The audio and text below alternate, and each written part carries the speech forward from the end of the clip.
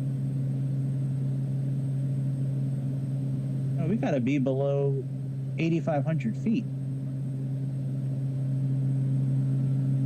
Let's level. Oh, fuck it. We'll listen to the ATC. I didn't really look at that chart too closely before we left. I'm not using Navigraph on. I'm not using Navigraph on the iPad tonight or anywhere. I'm just using this. But it said we needed to be under 8,500, but that's not what the ATC said. Whatever.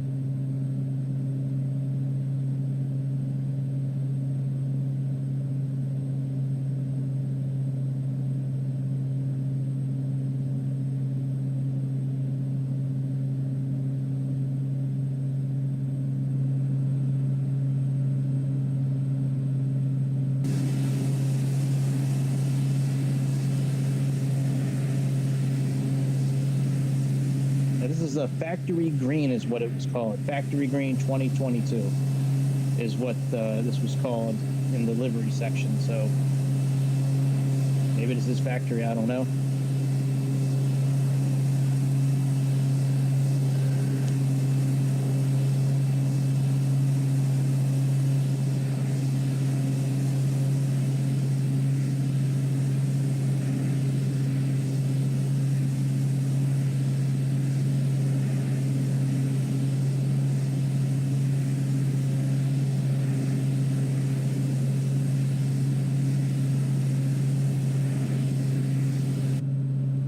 When we get closer to 18,000 feet, I'll request an increase.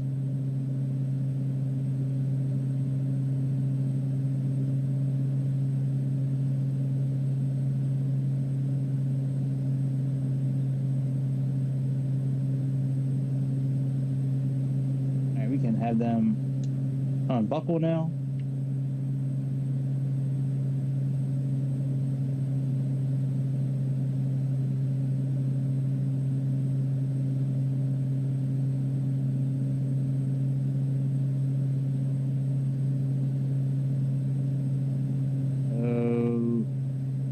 STD, STA.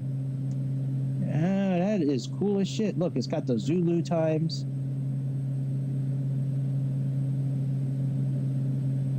Wow, that is pretty cool. I think it has the transition levels too, I thought. Let me... Yeah, look, transition level 18,500.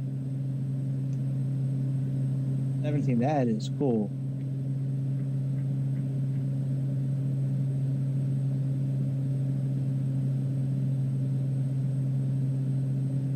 Right, we can get rid of this chart. And actually, let's bring up the arrival chart for us tonight. All right, let's go departure, approach, arrival. And we're doing Goron 3. So let's star that.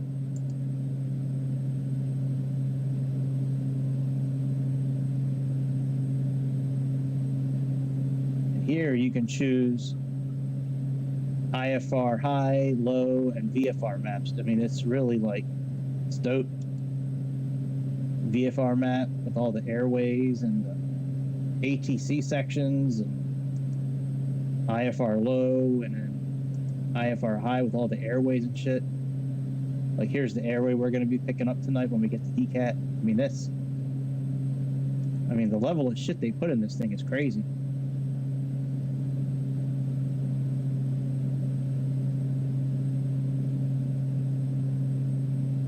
Absolutely nuts. All right, let's request 25,000 feet.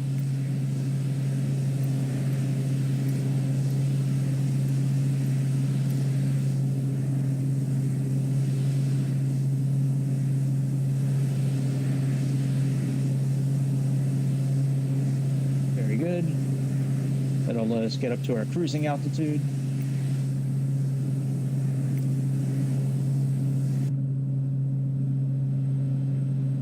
And our NG is okay. Our pound-feet of torque is okay. We can actually probably increase a little bit. No, I don't want to actually, because our ITT is getting higher. ITT needs to stay below 700. So I don't want to go up too much higher, because we actually may need to pull back on the throttle a little bit. Because according to the documentation that came with the plane, here, you can see it right here. Hopefully you can see it. Well, maybe you can't see it. Oh, hang on. Make it bigger. So it should say, like, right there.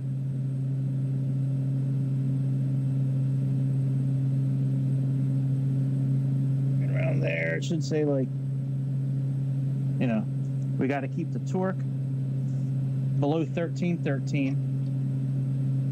I can turn the icing off. Yeah, torque below 1313, which is this number here. The ITT has to be below 700. Oh, 770, I'm sorry. And the NG needs to be below 101, which is fine. All right, we can turn the icing equipment off. We'll leave the pilot heat on. And we are pretty much good up to 25,000 feet now. And once we level off, we'll go open up our chart for our power. And then as long as we stay within that power range, the engine should be fine.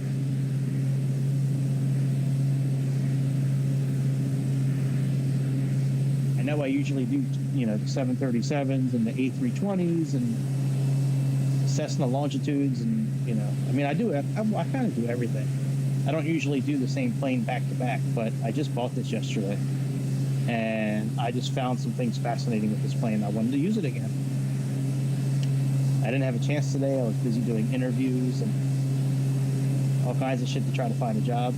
I got some really good leads for some really good jobs. So hopefully they will pan out and good things will happen, because making these videos ain't paying the bills. That's for sure.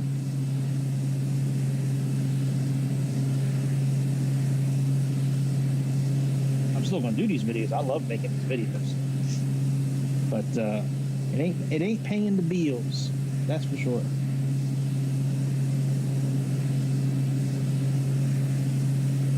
I don't know if you guys think flying over an ocean is boring or not. You know, it's certainly not like looking at the ground and, you know, seeing the terrain and stuff like that. But I don't know. I've been to the Cayman Islands a couple of times. I've been to Cancun a couple of times. I was like, let me pretend I'm on vacation right now in Cancun, and I'm just going to take a 2-day trip over to the Cayman Islands, because it's a short hop away. So let me pretend. So since this is my plane, I think I spent $3 million on this plane. Yeah, I'm flying me and a few people, even though we can't see the people. They're here. I bet you they're hungry again or thirsty. Let's see. I bet you they are hungry or thirsty again. Let's see. No, not yet. And only one's wearing a seatbelt. When this starts getting orange, here, let's give them some pillows. Yeah, I mean, I thought it would be cool, like, oh, look, they do have coffee and oh, look at that. Got little, like, macaroons. It's got a croissant. It's got Post-it notes and macaroons. What the hell do you got Post-it notes with your snack? I guess if you're taking notes. There's our pillows. Very good. Jimmy, you're doing a good job today, Jimmy. Well, thank you, sir. Did that pillow just flop? Can I interact with that pillow? No. Oh, what can I do with this? What is this? Yo! Let me read my Post-it notes. That's pretty cool.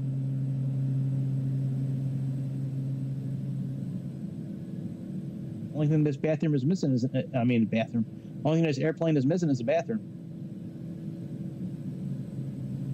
Nice little airplane.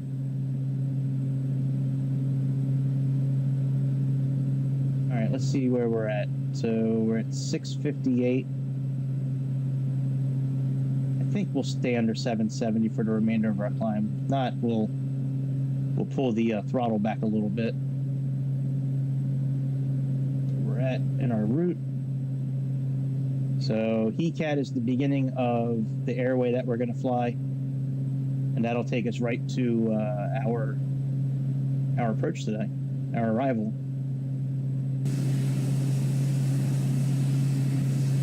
Okay, let me open up our charts for cruising because we need to stay at a certain.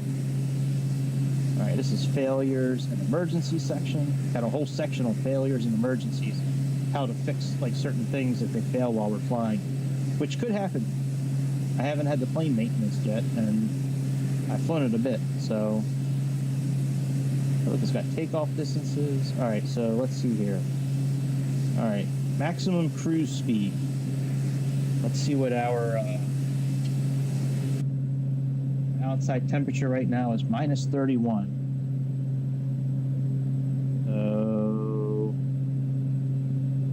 25,000 feet.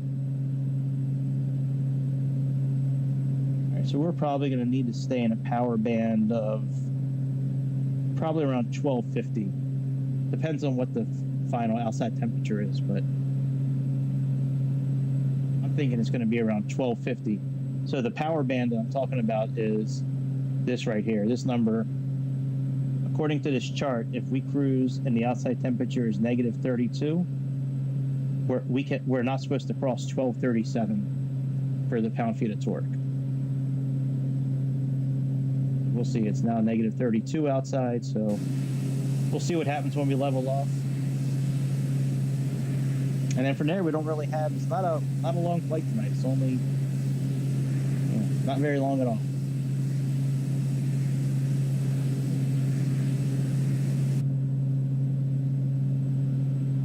What our top of descent is. Let's see here.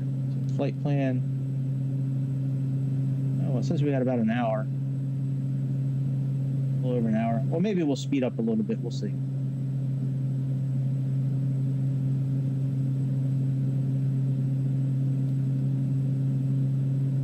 When I was building it, maybe it was closer to 300 miles. I don't know. Oh, you know what? It shows it here, actually. Where's it at? Right here. Overview. Yeah, 338 miles. So maybe we'll speed up a little bit. We'll do a little 2 times the speed action on this airplane. All right, so we are at negative 34. So negative 34 and 25,000 feet is 1248. So let's go ahead and increase our throttle a little bit. And let's just not go over 1248.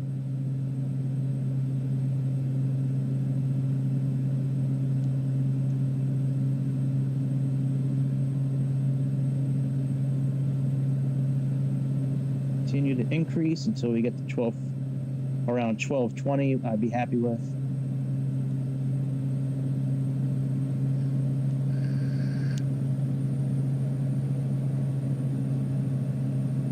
All right, I think that's good.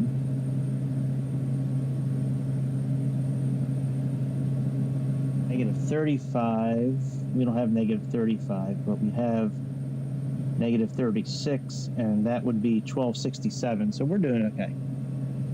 So once we make this turn, I'll go ahead and speed up things a little bit.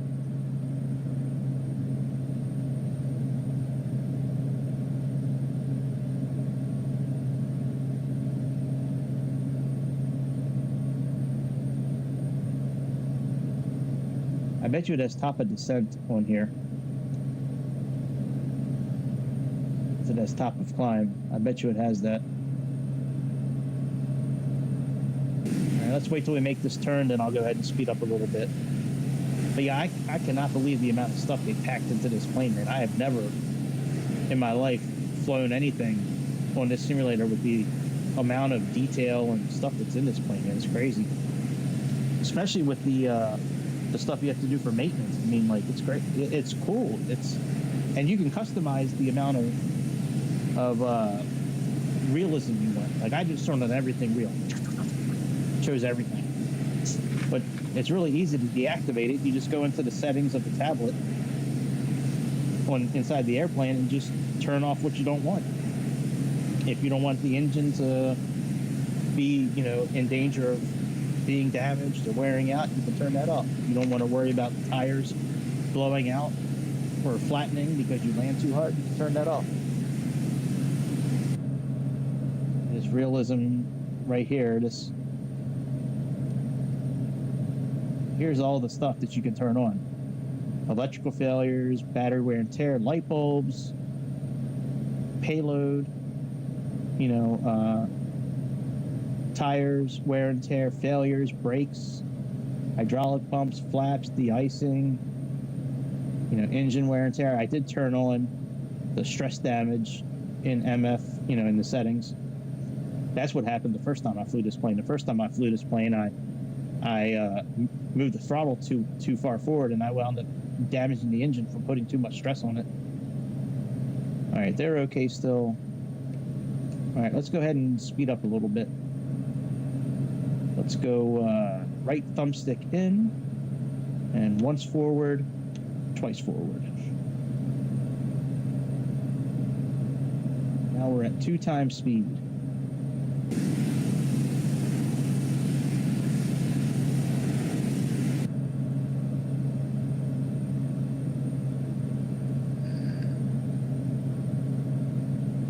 Oh, I got to turn a couple of things on, actually. Let's go ahead and do that.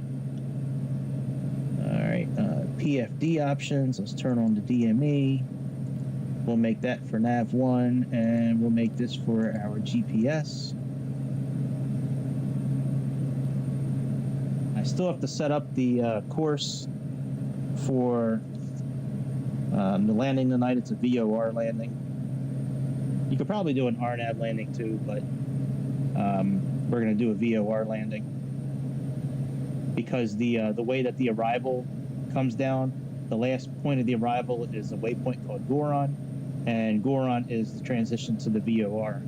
So that's what we're going to do. Let's check out our arrival chart tonight, and we have 115.6, which is the Grand Cayman Alta. So 115.6. Let's go ahead. Oh, it's already in there. Very cool.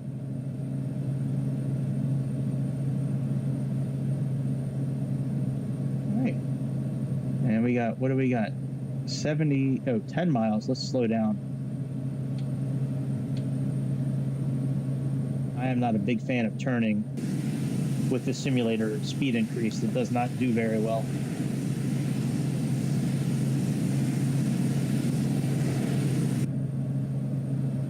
Actually check what all right, so we got 36 minutes until we need to descend. Let me check one thing with our charts though. Let me see if if we need to be under any kind of restrictions. All right, so we have Manby. That's our entry point, Manby. 1600. So okay, so there's no. Oh, here's Goron right here.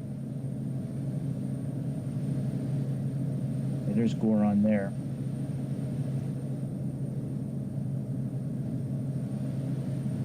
So no, there's no. Sometimes they have on here altitudes. You need to be like lower than a certain altitude. They don't have anything like that.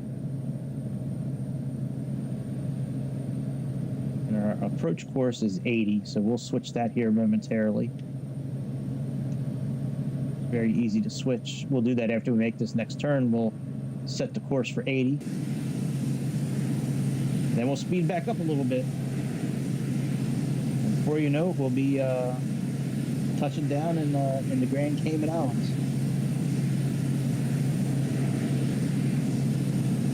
Last time I was in the Cayman Islands, we did this thing where it's kind of like a mix between snorkeling and scuba diving. So you have like a snorkeling mask, and you have this tube that you're breathing in, but the tube is connected to a floating raft with like air containers on top of it. So you can actually go down like scuba diving a bit. It wasn't far. It was like 20, 30 feet down, maybe 50 feet. But they had this tube connected, and then you can go down, down. It was cool. Yo, thanks, Solemn. Appreciate it.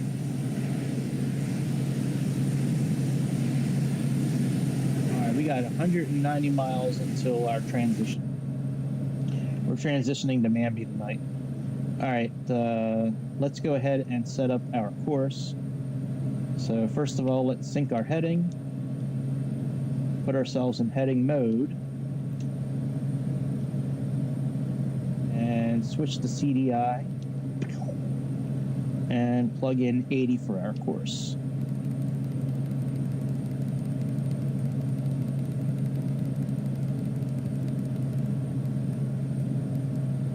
And I'm a big fan of doing both sides identical, just because there's a lot of planes that would like you to have both sides, set up the same way. So I'm just going to do that. Nothing bad's going to happen from setting up both the same way, so we'll set it up both the same way. All right, let's go back here. Let's click nav. So now we're all set up for our landing. The only thing we need to do is just put our descent altitude in when we get closer. So let's go ahead and speed up again. All right, we're now in 2 times speed. Yeah, that snuba, I think they called it snuba diving, like SNUBA,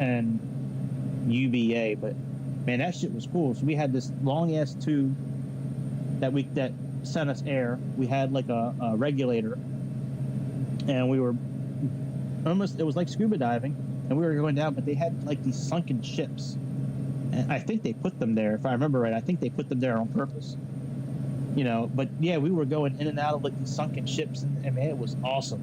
And the water's like crystal clear, and it's like bath water. It's fucking amazing, man. That was the best time I've ever had, like, underwater like that. I've never scuba dove. I've never went for a license or anything like that. I've done a lot of snorkeling. Almost every like destination I've been to that has snorkeling available, I've done it.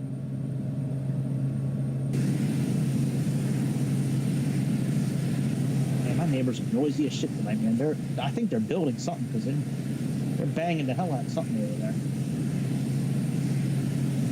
Banging like with hammers, not like physically banging. But I don't know if I'd be able to hear that through the headphones, but I definitely hear something. It sounds like a hammer hitting something.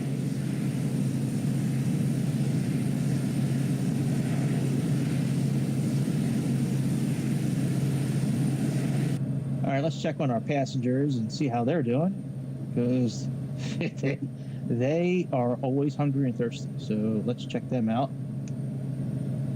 Oh yeah, they're hungry and thirsty again.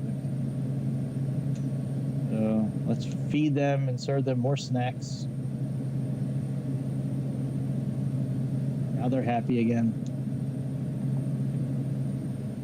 The snacks change, or is it still the same? Same thing? Croissant, Post-it notes, and macaroons. And coffee. How you doing there, Charlie? Not too bad, Ed. Why don't you go in there, warm up, drink some coffee? Somebody told me, Minnie, that you have the best coffee in the mountain. Well, I don't know if it's the best, but it's hot, it's fresh. The stagecoach driver sure like it. Passengers not so much. I never did fix the rudder. The rudder for takeoff, you need to move a little bit. All right, so the outside air temperature is still 35, and we're still good with our pound-feet of torque. As long as we're below 1247, that's okay. The engine shouldn't be damaged at all. Let's see how everything is holding up.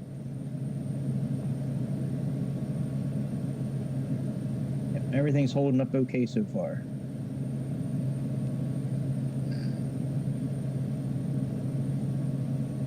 I'll probably have to do some maintenance on something here pretty soon.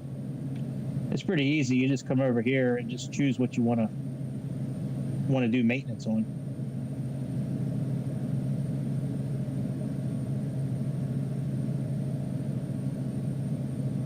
All right, let's check our top of descent. We should be quite a bit closer now. We got about 18 minutes. All right, we'll check it again in a few minutes. Guess I should bring up my checklist for descent. Let me open up this 150-page document one more time. Go to page 121.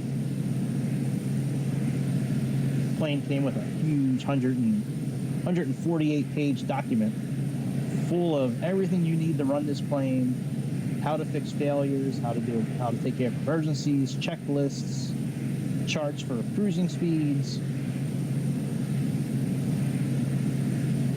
Pretty cool.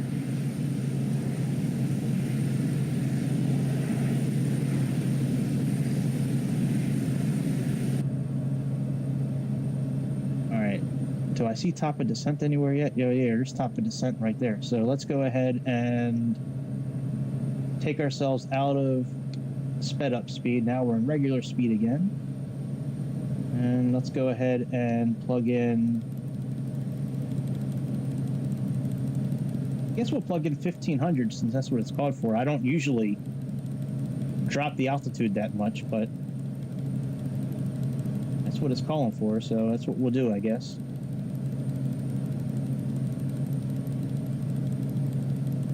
Seen my videos, you've seen normally I drop it, a few thousand feet at a time or 10,000 feet, but there's 1500 on the VNAV, so that's what we'll do. I'm gonna have to get up for 1 second. Let me plug in this, and we're gonna click VNAV.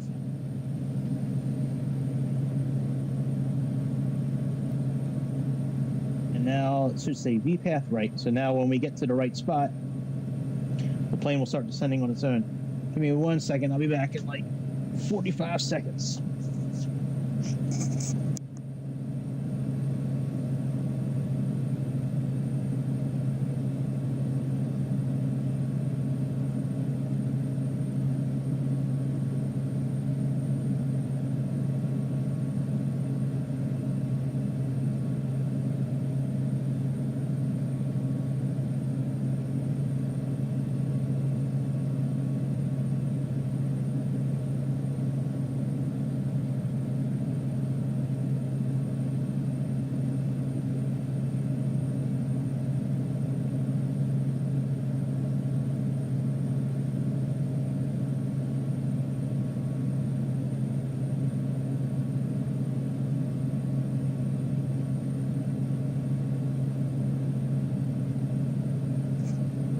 Sorry about that.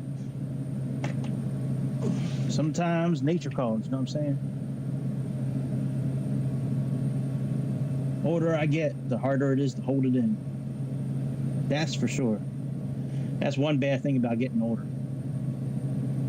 Well, you know what? We got some room until top of descent. Let's go speed back up again.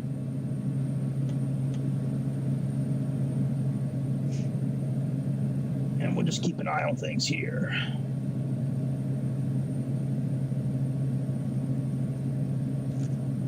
Of course, if we get too close to the top of descent, the vertical deviator indicator is going to show up on our primary flight screen there, and then we'll know. So this purple line here is like, that's the route. The green is our arrival, which I'll pull up here in a moment. I'll pull up the arrival chart so you can see it.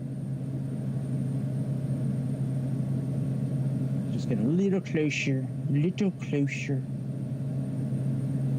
And we should descend somewhere around 160 knots, I believe is what I read. So that's what we'll do.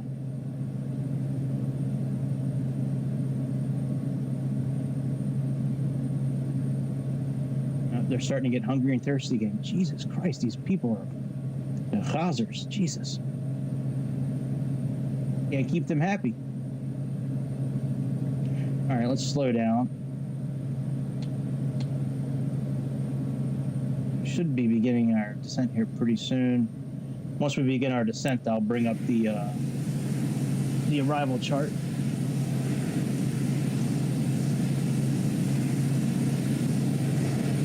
I did a flight from. I only did half the flight. I did a flight from Colorado Springs today to Albuquerque, New Mexico, just to test out the plane, because I flew it for the first time last night live. Live last night was the first time I ever flew it, and it was okay. It wasn't great. I wasn't very happy with everything afterwards, but so I went in and practiced a little bit today. And I'm telling you, man, I was only in the air for like 45 minutes. And they were hungry and thirsty 3 times in that 45 minutes. They were actually getting really mad because I forgot to turn the air conditioning system on. So it was like 35 degrees Celsius in there, which I think is like 100 degrees. So they were like, it was completely orange, like the character thing. It was completely, the avatar thing was completely orange. They were like getting super angry. I was like, hey man, sorry, I forgot. That you're so hot. Hopefully the screens will stay on the whole time. I found a way to kind of get around it where if the screens go out, I can save this flight and reload it. But when I reload it, this whole menu system up here, this toolbar, does not pull back up again ever. So it's not a big deal. The only thing I would really use it for would be like to contact the ATC to taxi to the gates. That way the air marshal will show up, but it's not a big deal. The other thing I like it for is because I can pause the flight, because when we reload the flight, all of our flight plan goes away. So I have to like put it in heading mode and then stay in heading mode, and, you know, reload everything and then go back to nav. So it's not a huge deal, but still.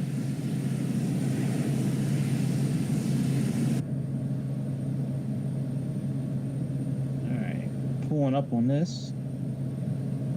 Yep, there's our arrival here.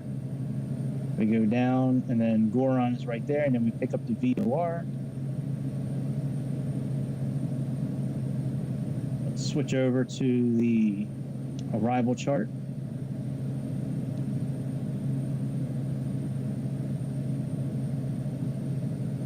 Our plane, once we get to Manby, the plane it'll show up. Where's Manby at? No, we got a while before Manby. We'll pull it up. We'll switch over when we get to Manby.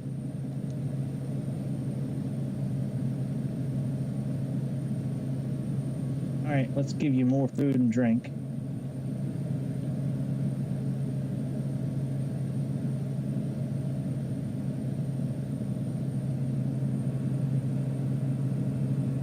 This vertical deviator should start showing up here pretty soon. I guess. Well, actually, how far are we away?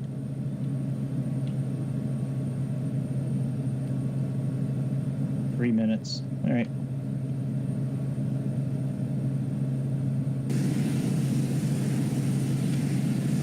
So yeah, we just sitting here flying our fake Piper Malibu Meridian M500.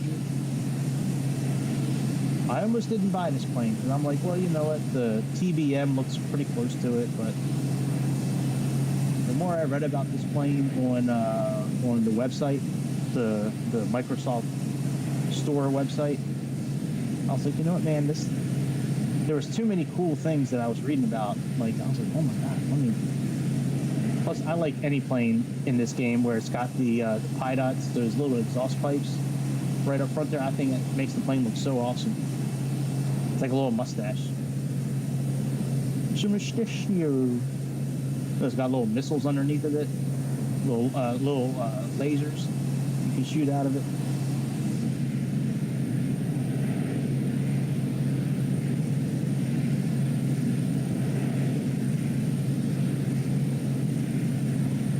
We got 86 miles left to our destination. not too bad. I'll pull the throttles back once I notice that we're descending. There's really nothing on the descent checklist other than making sure the icing equipment is on.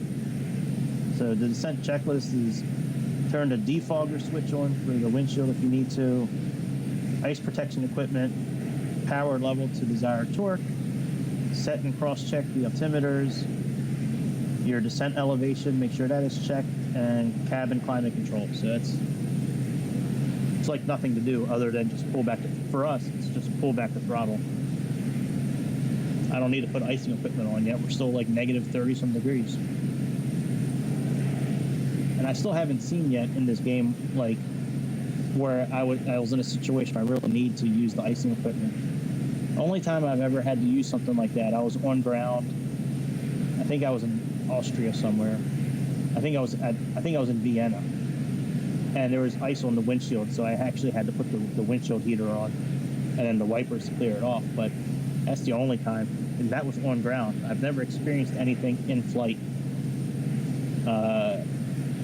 where I would really need to use the icing equipment. I've never experienced anything in flight before.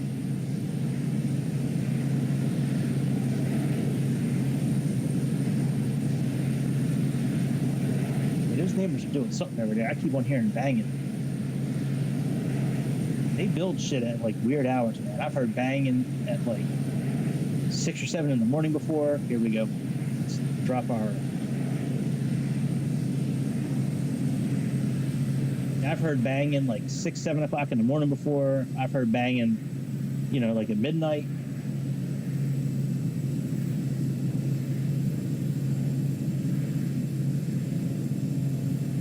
Can't drop this too far back, otherwise it'll tell me to put the landing gear down.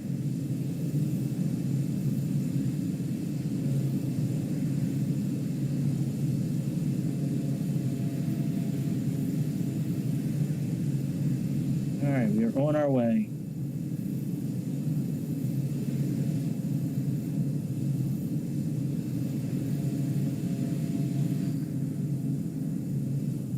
Yeah, I'm about ready to turn this off, the ATC. Y'all better get your act together.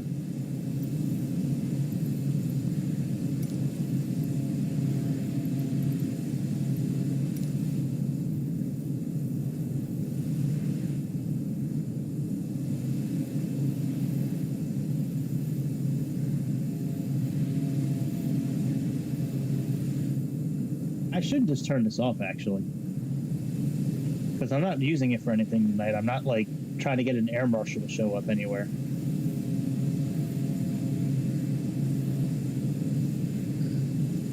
Yeah, give me a second. Let me turn off the voices and shit, and then I'll deactivate the ATC. Give me 1 second. It's just 2 options I have to choose. All right, let's go to turn that off.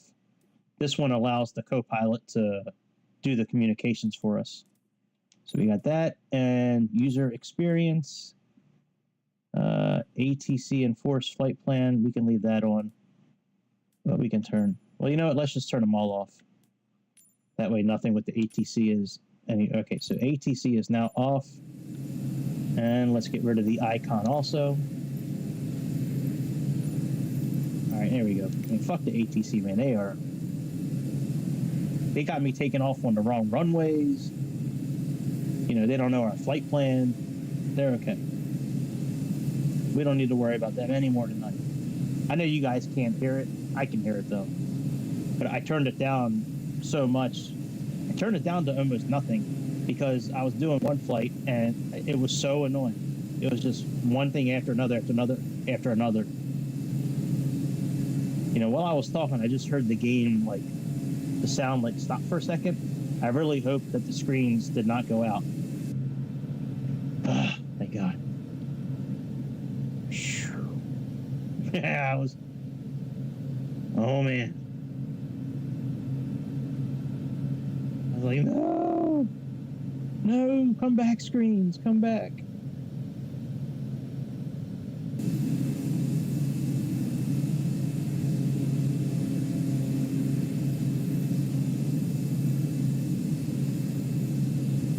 It's a cool little flight, man.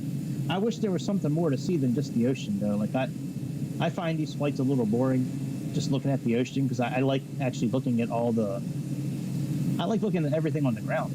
You know, like the different colors and textures. You know, but it's a pretty cool little flight.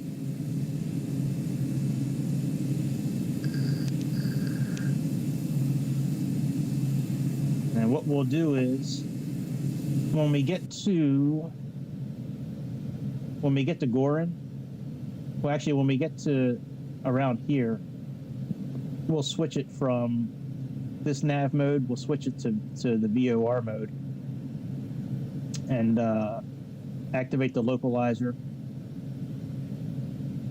Now, there shouldn't be a glide scope with this because there's, you know, it's a VOR landing. It's not an ILS, so you know this plane's not going to land itself tonight. But we'll land it. It'll be fine. I landed earlier today. I landed the plane. I just don't want to land it too hard because these jokers here will complain, and I don't want to damage I don't want to damage it either.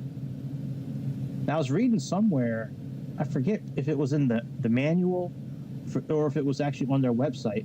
Like, I don't know if you can fly this plane more than 2 times in a day. I think that there's something I saw there where it like stops you from being able to fly it more than twice in a day. What's our outstare? We're still negative 23 degrees. So yeah, I thought that was pretty cool.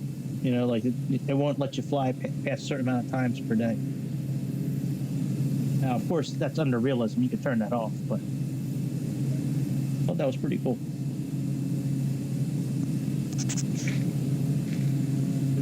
This whole time, I wasn't sure if I turned the microphone back on after coming back from the bathroom. I was like, oh my God. I've been talking for 10 minutes now. You don't hear anything. All you just see is the mouth move.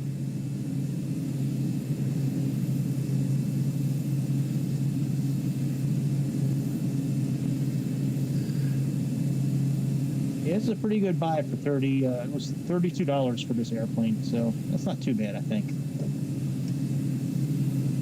Turn the mouse off. I think the most money I spent on an airplane here so far was when I bought the 737 from PMDG. I think that was like $35, I think. But a lot of the planes I bought were like $10, $15. The Mitsubishi was like $15, I think. The PC-12 was 15 or 20. I don't remember what else I bought. Oh, the Vision Jet was kind of expensive. But that plane still makes me upset because I can't really fly that plane a lot of places. This plane I can't fly in Europe. I tried doing a flight today from Munich to Innsbruck just to check it out. And even with all the world scenery deleted, Europe is still the black hole. I still cannot get these kind of Garmin systems to really work in Europe for some reason.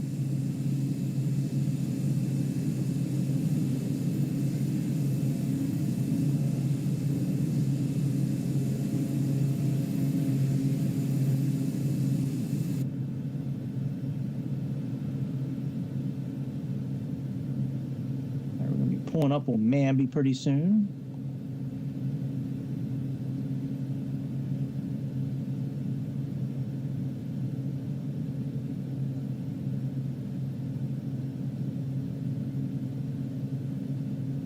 Here's the airway we're on. This airway also has another, I think it was UG 633. Oh no, here's the 633 one. So here's the airway that we were on. And then we're going to come down here, go down, and then go over. Hey, these are like the charts I look at when I'm planning a flight. Unless it's based on a real flight. If it's based on a real flight, I try to mirror the exact waypoints. But when I build a flight, I come in here on Navigraph and I build it how I want it on Navigraph. Then I go into SimBrief, plug everything in, analyze the route, and then generate the route so I can get the For one, so I can get it to like load into airplanes like this. But that way I can also get this OFP report that you always hear me talk about. So this is like, whenever I say when I'm referencing the flight plan or the OFP, this is what I'm talking about. It's got all this information here. If it's a jetliner, it'll have like the cost index up here too. But it's got the cruising altitude up here. It's got how much fuel you'll need, for each part of your trip. It's got the estimated times, the weights, passenger weight, zero fuel weight, a lot of stuff. And then it also has each one of the, what the longitude and latitude, like the coordinates of each, what your expected like altitude is supposed to be, the speed.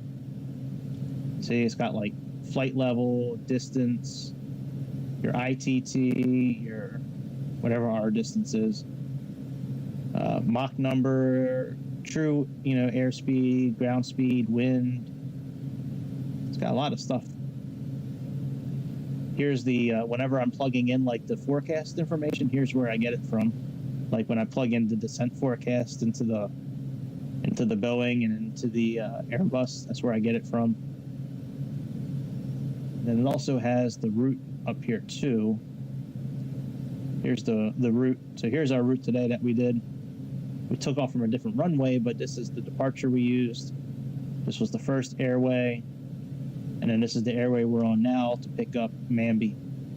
So this number here, UL55, it is different than what is here, but I bet you if we go to the high chart, it'll say UL55. At least it should. Oh, we got Manby. Let's click on our chart. There we go. Here's our plane.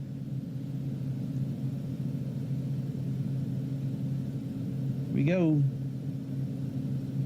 All right, let me turn the mouse off. I don't need that for the rest of the trip. I just use that to scroll down on the screen here. So we're doing okay. Let's lower our speed a little bit.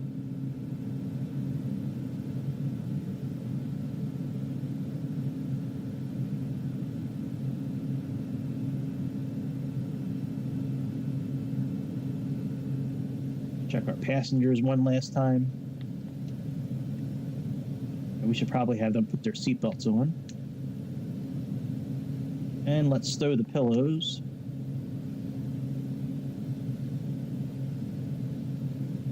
All right. I'm not worried about METAR or any of that kind of stuff because it's not real life weather, so the METAR shouldn't matter at all.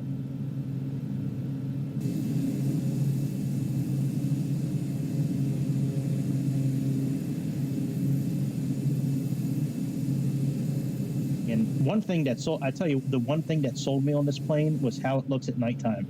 Let me adjust the time a little bit so you can see like what it looks like at night or early in the morning. I mean, either way is okay. But like, look at this thing. Let's lower this down a little bit.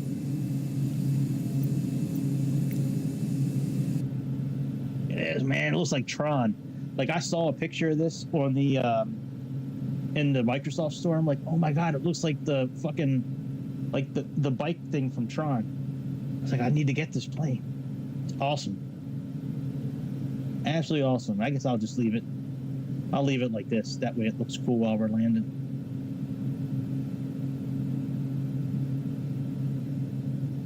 And we can actually put this chart on nighttime, so it's not too bright. There we go.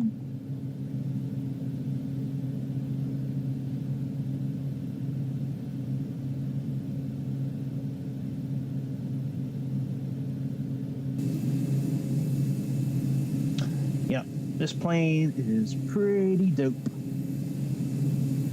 All right, so that's our descent. Now, before landing, we need to put...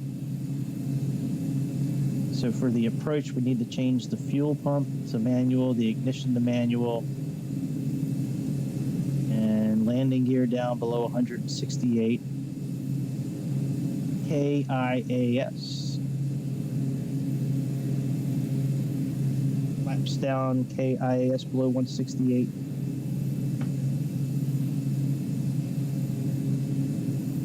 And gear down, and then we land around, well, it's 85 KIAS.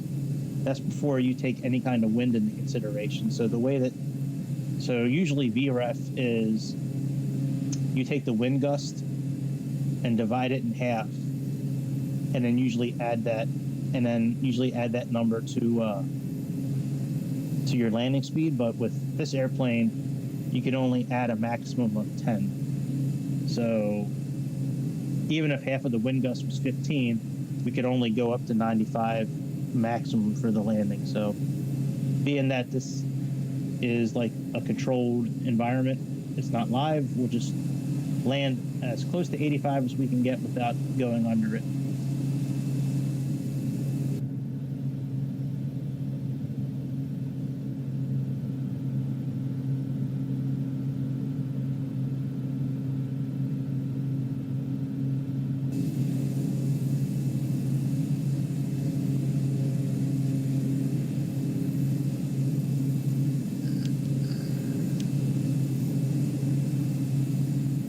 FSR is the company, so there's, I don't know if you can see it or not, there's FSR on the tail there. So FSR is the company.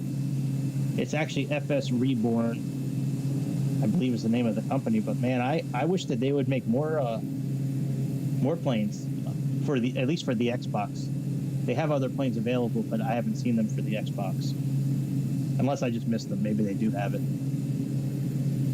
but they did. I mean, Just Flights, PMDG, Inabuilds, and this company have done a really good job with planes. Flight FX, y'all can get these. They're the people that made the Vision Jet. They lie to their customers. They lie. I would not have bought that Vision Jet if I knew that the screens didn't work. So after you buy the jet, they give you access to their website for the documents. And in the documents, the very first document is like how to fix black screens. And I'm like, motherfucker, if I would have known that, I wouldn't have bought your damn plane. But it says it nowhere in the description of that airplane, the Vision Jet, or the Honda jet they make. Nowhere in the description on the Flight Store does it say anything about screens going black. But of course they wouldn't put that on there. Why would they put that on there and stop themselves from making sales? You know? All right, so there's our dip down there, and then once we finish that dipsy-doo flipperoo thing over there, then we'll go ahead and put ourselves in heading mode, activate the localizer, and continue our... Well, you know what? Maybe, you know what? They have an RNAV landing, too. And the RNAV landing uses the same VOR. Let's try that. Let's leave ourselves in VPath. Let's leave ourselves in nav mode. And when we get lined up here with Gorin, on this line here, because here's the dip down, and here's where we come over. Let's click approach and see what happens, because there is an RNAV chart here for the runway that we're going to. Let's see here. Approach. Yeah, RNAV right here.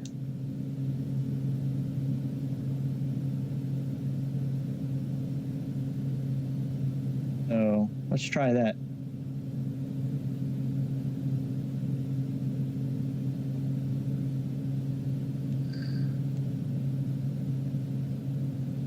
All right, let's go back.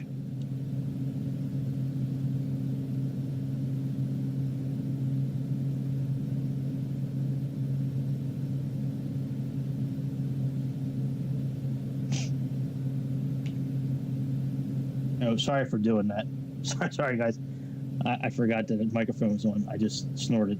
Sorry, I didn't mean to do a DSP snort. Sorry about that.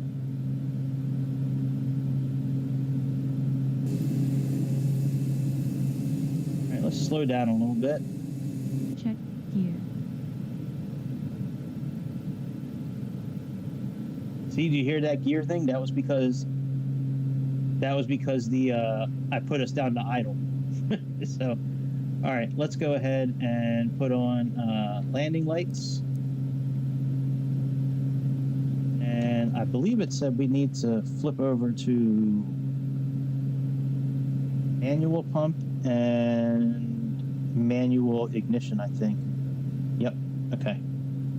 So let's make this turn first and then we'll flip it over.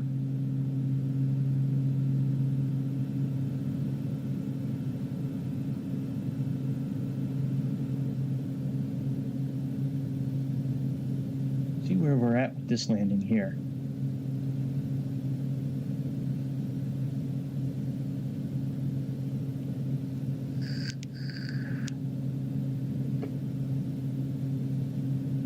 Wonder if I flip this, if it's going to say FAC and glide path. Let's see here.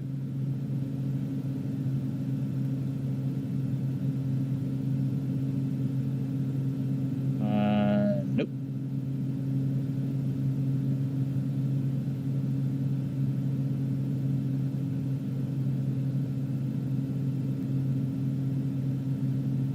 Nope. All right, so we may be forced to use the VOR. All right, no worries. Let's go ahead and click this here. Go into heading mode. Let's switch to CDI. Let's click nav. And now it's picking up our VOR.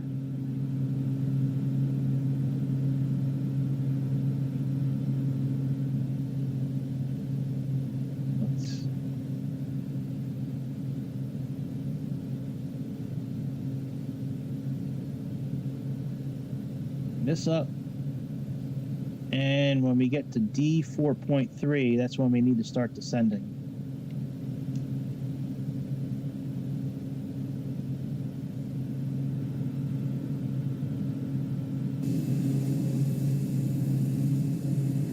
There's our airport there.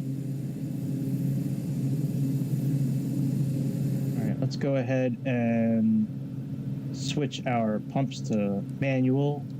Switch the ignition to manual. And that's about it, really.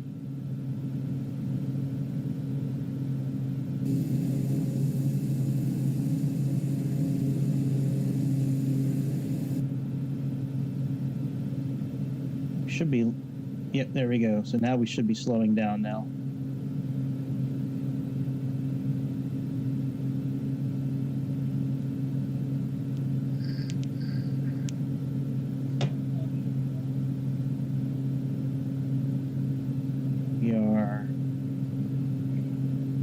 Let's see your true airspeed. So we can actually put our first set of flaps down, I believe. Yep. Let's put first set of flaps down.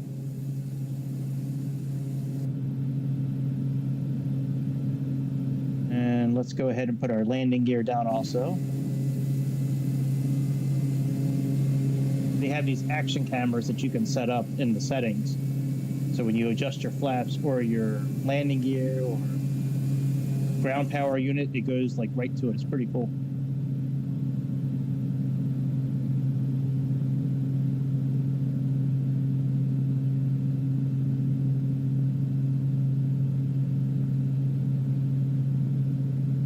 Oh yeah, I'm not sure what the auto. So I'm going to disengage the autopilot here pretty soon and fly this thing down myself. I don't know if the autopilot's going to go like the whole time. I forget which button is the autopilot. I probably should pause the plane and look it up. That's identity. Oh, it's right here. Jesus Christ, could they put that in a worse spot? All right, let's go another set of flaps.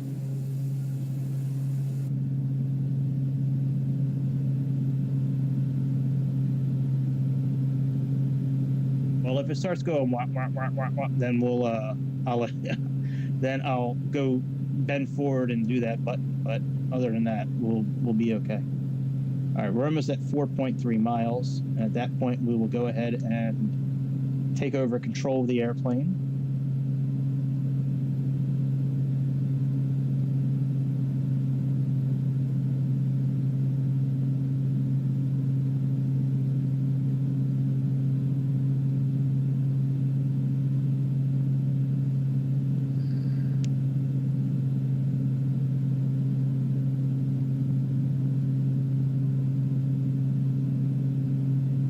Let's go ahead and take over. Well, let's put our last flaps down first. That way I'm not in that camera mode while I'm descending. All right, let's... Oh, good. It only goes doo-doo, doo-doo. Okay, very good.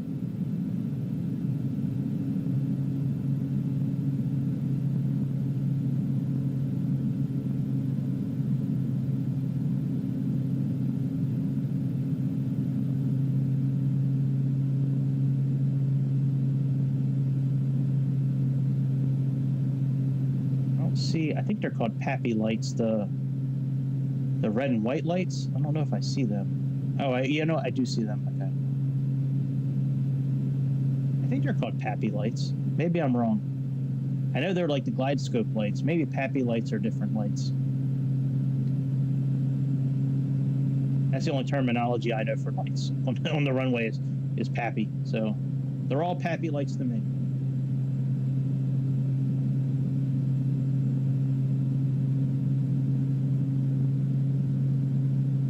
See, we're a little too high.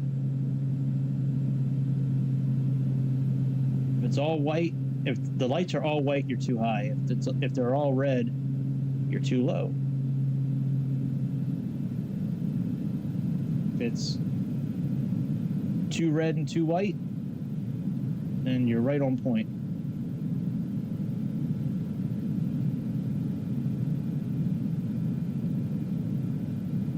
They're too red and too white right now. You can see them on the left of the runway.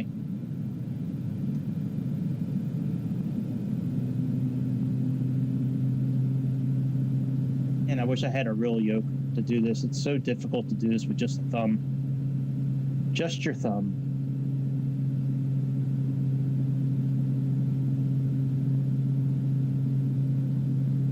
All right, our speed is good. Our altitude is good.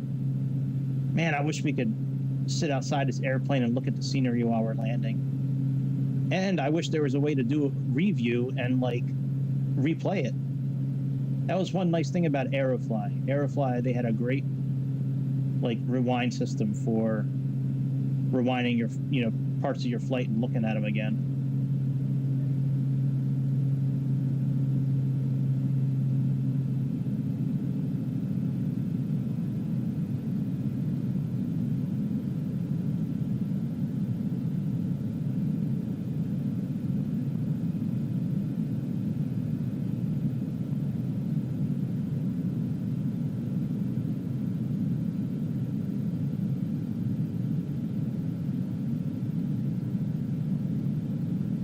Always stutters near airports. It's so annoying.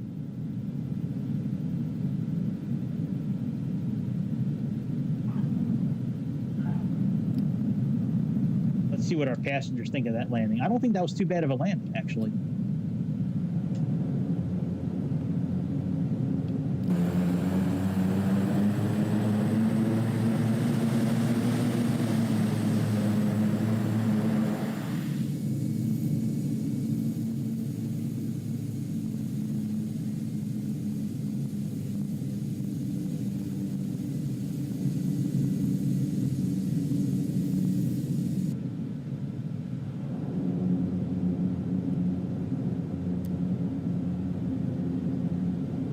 Let's get off of here and stop the airplane and see what the passengers thought about the landing. Oh, you know what? I probably should really, actually shut this plane down for real, to be honest, since everything is, realistic. Let's go ahead and do that. And then we'll check with the passengers and shit.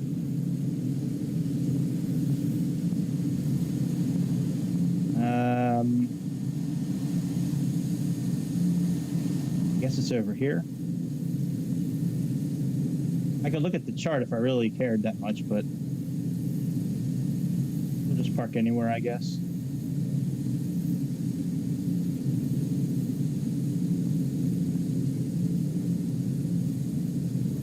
Here, we'll just park over here.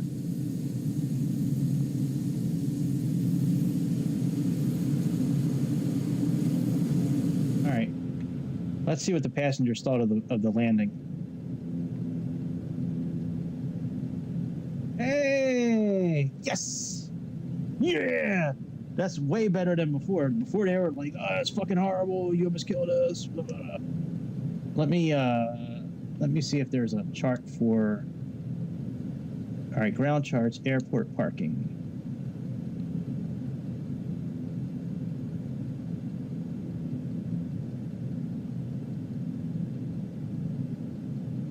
Oh, we are way. Oh, that's an inset. Main apron. Oh, yeah, we're close. We're at the fire station. All right, it's close enough. All right, give me a second. Let me get the chart out so I can. Great landing, they said. That's awesome. All right, so after landing. Nope, wrong button. All right, let's do this here. It says fuel pumps to auto, ignition off, pilot heat off, landing and taxi lights and strobe lights. Okay, we'll leave the nav lights on, but we'll turn these off. Weather radar, transponder. Okay, parking brake set. All right, ECS cabin comfort is off.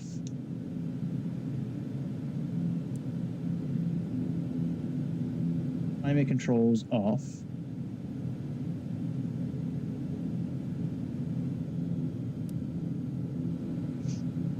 All right, and then we have power levers idle.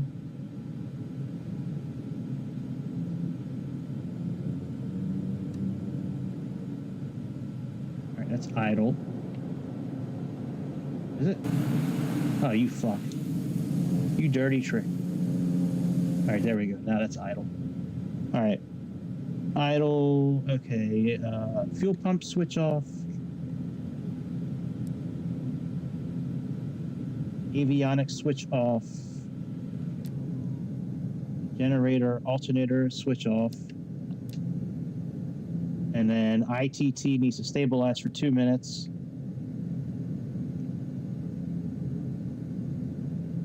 Let's wait until about 12:16. I wonder if I can open the doors right now, or if it will start dinging. Let's see here. All right, let's put our chocks in. Let's open the door and see if it starts dinging.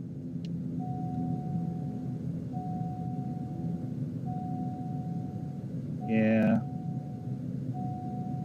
That's annoying. All right, you guys can unbuckle at least.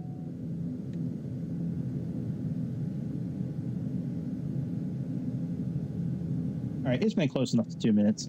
Even it's only been like 30 seconds. All right, let's shut this off.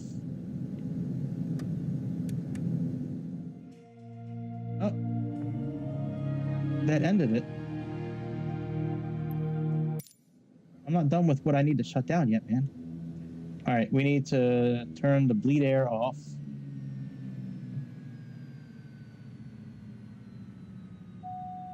All right, this off. And battery switch off. Now we can let the passengers out. Now we can release them.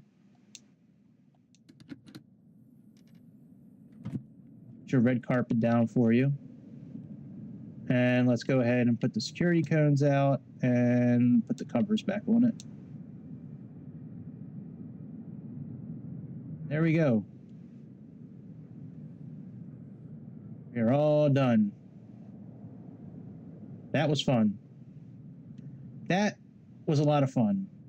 Let's check our airplane out and see. Yeah, everything is still okay. No maintenance problems. But here's where you can go and do maintenance if you need to. You can top up your oil. You can... Oh, Every 300 hours. That's interesting. That is really cool. Wow.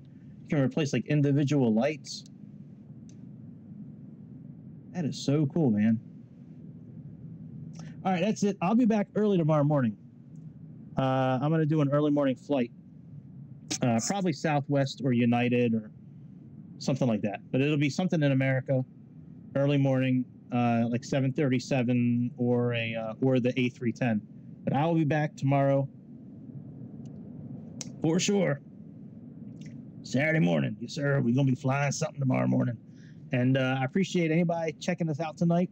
Please, before you leave, click the thumbs up, click subscribe. Nobody will know you do it. I'll know you do it because I'll see the numbers go up. But nobody else will know you do it. So just take a half a second, do me a solid and do that because it doesn't cost you anything other than a half a second of your time. So take care of me. I certainly appreciate it. And I will see y'all again over the beautiful skies of Mother Earth very soon. Have a great night yourself, Solemn. I appreciate you hanging out all this time.